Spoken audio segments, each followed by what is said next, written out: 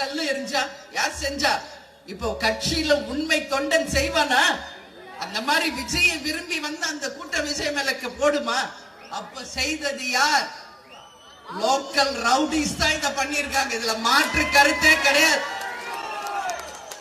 அந்த ரவுடிகளை இயக்குகின்ற ஒரு அந்த யாரு மந்திரி, 10 ரூபாய் மந்திரி இருக்காரு ஒருத்தராங்க.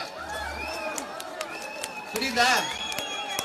நான் எப்ப போனாலும் விஜய் பாட்டா பாடிட்டு போயிட்டாரு, நான் வசனமா பேசிட்டு தான் வந்திருக்கு இது வரைக்கும். இன்னைக்கு தமிழ்நாடுல எல்லா இடத்துக்கு தான் போனாரு. கரூருக்கு வர்றப்ப மட்டும் ஏன் பிரச்சனை? என்ன பிரச்சனை?